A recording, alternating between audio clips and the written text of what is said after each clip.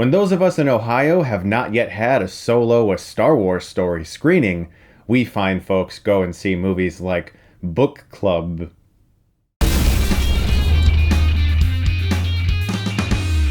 Just when I thought I would never have to say the words 50 Shades of Grey in a movie review ever again, we have the film Book Club, which is about four lifelong friends who get together for a book club every once in a while, and they have chosen to read the book 50 Shades of Grey. And in so doing, they spice up their rather slow-moving love lives. Now I know what you're probably thinking, Book Club.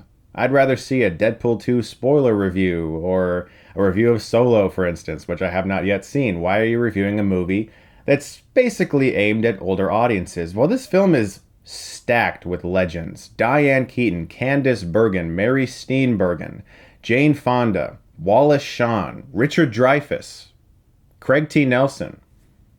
This film has a lot of talent in it. That's why I went and saw it, because I like pretty much all of those actors quite a bit. And sometimes it's nice to go to a film and just relax and not care that much about what you're seeing and just have fun. And I'm pretty sure the majority of my senior citizen-filled movie theater did have fun, because many of them laughed and clapped the entire time. I found the film okay. The first half was actually surprisingly funny. Candice Bergen in particular, as a woman who has not dated in a very long time. She's a federal judge, and now she's on Bumble. She's trying to figure out how this dating app works, and she's going on dates with people like Richard Dreyfuss or Wallace Shawn, and there's actually quite a bit of good humor to be reaped out of those sequences. The storyline with Andy Garcia and Diane Keaton was pretty adorable, and obviously there was a slight novelty in seeing the veteran actors who played nephew and aunt in Godfather 3 back in a movie together. And Don Johnson is also in this film, I forgot. And it's funny because his daughter, Dakota Johnson, is the star of the actual 50 Shades of Grey movies, and that's just a weird connection that doesn't really matter. But the first half of the movie actually had a lot of good humor in it that I found enjoyable. Seeing these older women read this book and get these shocked looks on their faces and then look at their husbands and then get ideas. The first half of the movie actually sustained some fairly enjoyable banter back and forth between these women. It made them really feel like they've been friends forever. They could insult each other right to their faces and they don't care. And I always love seeing old people insult each other and they don't give a shit. There's something great about that. Us young people, we get so worked up about everything, but old people, they don't give a shit.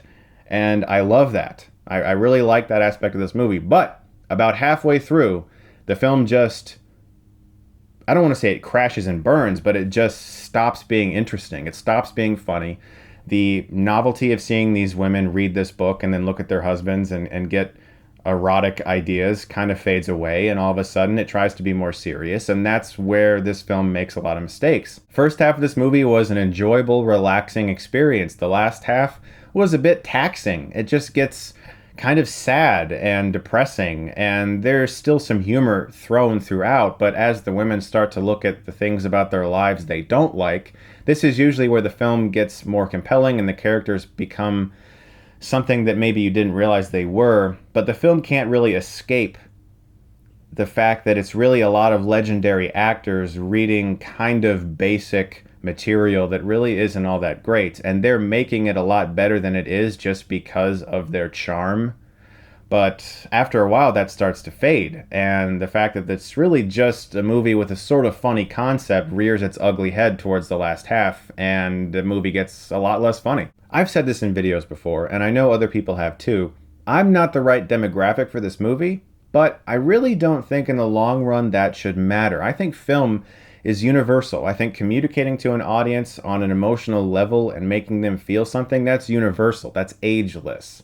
Yes, certain ages or demographics or genders are going to get things out of films that others may not because they relate to it more. But in the long run, I think that film is ageless and timeless, and that it should be appreciated by all if it's good. And certain aspects of this movie, you can really laugh at it, but it just starts to get old after a while, no pun intended. And the storyline gets so thin that it just wears on, and you're waiting for your stereotypical romantic comedy endings to happen that you all know are going to happen. And these legendary actors are able to carry a lot more out of that first half, but as soon as that concept starts to wear thin, so does the rest of the movie. And surprisingly, the book is barely really part of the film. It's just sort of like something that instigates a change in their lives, and then they barely ever talk about it again. So if you were concerned about tons of 50 Shades of Grey references, you're not going to get that many. Yeah, there are scenes where characters do things that Anastasia Steele and Christian Grey do in the movies, like Andy Garcia takes Diane Keaton on a plane ride. There's stuff like that.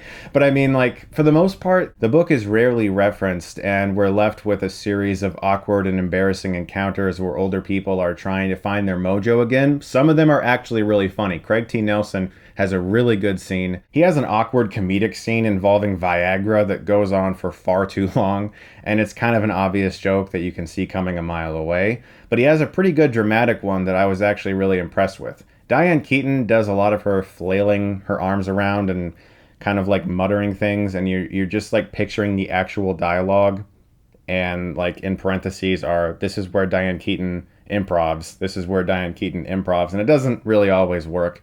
She's a great actress, but she has a definite side to her that always comes through in her characters where it just seems like it's her, and sometimes that can be damaging to the character. I think most people aren't going to give a shit, to be honest. I think the majority of audiences are going to go to this movie and just laugh a little bit and then leave. All that being said, I'm going to give Book Club a C. Started stronger than I expected it to, but as soon as that plot fizzles away, you still have half of a movie left, and it just doesn't have anywhere to go. Guys, thank you so much as always for watching. Look forward to more reviews very soon. I appreciate it very much. You're the best, and as always, if you like this, you can click right here and get Stuckmanized.